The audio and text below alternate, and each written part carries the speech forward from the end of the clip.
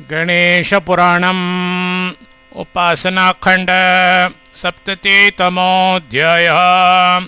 पूर्वकाले संकष्टचतुर्थी व्रतं केन कृतं। राजोवाच व्रतं पुरा कृतं केन भुवि केन प्रकाशितं। किं पुण्यं किं फलं चास्य करुणात् वद मे प्रभो। ब्रह्मोवाच पुरा स्कन्दे गते चैव पार्वत्यैव कृतं व्रतं। चतुर्ष्वपि च मासेषु शिववाक्येन पार्थिव। पञ्चमे मासि दृष्टस्तु कार्तिकेयो ह्यपर्णया। अगस्त्येन कृतं पूर्वं समुद्रं पातुमिच्छत।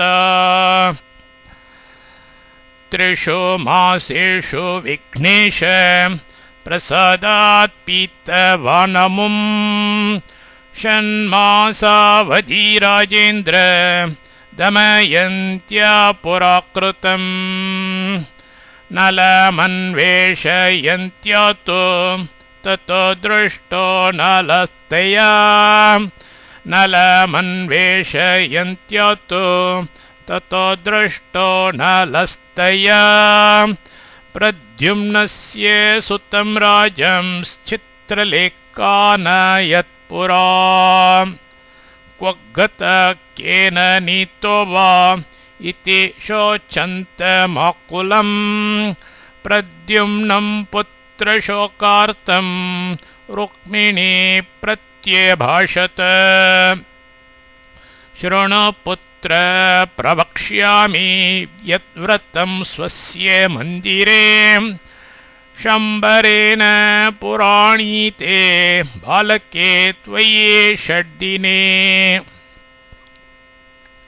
त्वद्वियोगज दुःखेन हृदयं मे व्यधूयत। कदा द्रक्ष्याम्यहं पुत्रम् अपूर्वमतिसुन्दरम्। अन्यस्त्रीणां सुतं दृष्ट्वा मम चेतसि जायते। ममापि पुत्रो भविता सावनेन प्रमाणतः।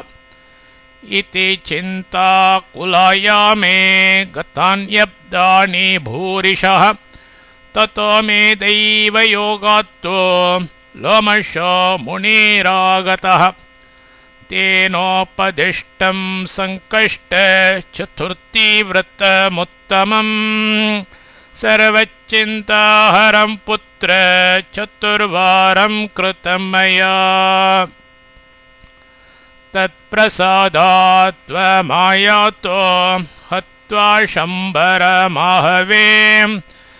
त्वमप्येतत् कुरु व्रतं ततो ज्ञास्यसि तं सुतम्। ब्रह्मोवाच प्रद्युम्नेन कृतं पूर्वं गणनाथ सुतोषकम्। श्रुतो बाणासुरपुरे निरुद्धो नारदात् पुरा। उद्धवस्याज्ञया कृष्णः कृतवान् व्रतमुत्तमम्। भीत ईश्वरसङ्ग्रामात् एकवारं यथाविधि। गत्वा स शोणितपुरं जित्वा बाणासुरं हृदे। आनीत उषया सार्धम् अनिरुद्ध क्षणान्नृपः। मयापि सृष्टिकामेन कृतमेतत् नृपोत्तमा। कृता नानाविध सृष्टिर्व्रतस्यास्य प्रभावतः।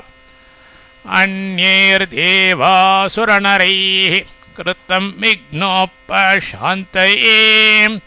ऋषिभिर्दानवैर्यक्षैः किन्नरोरगराक्षसैः। आपद्यपि च कष्टायां कुर्यात् तच्चान्तये व्रतम्। नानेन सदृशं लोके सर्वसिद्धिकरं व्रतम् तपोदानं जपस्तीर्थं मन्त्रोविद्या न च क्वचित् इमां श्रुत्वा कथां राजन् स्वयं भुञ्जीत वाग्यतः जानुमध्ये करं कृत्वा गणेशं हृदि चिन्तयेत् द्विजातीनां च यच्चेषं भोक्तव्यं सह बान्धवैः कार्यं बह्वल्पमासैस्तु सिद्ध्यते नात्र संशयः बहूनात्र किमुक्तेन नान्यतस्याच्छीघ्रसिद्धिदम् नोपदेश्येम भक्ताय नास्तिकाय शठाय च देयं पुत्राय शिष्याय भक्तियुक्ताय साधवे मम प्रियोऽसि राजेन्द्र धर्मिष्ठक्षत्रियर्षभः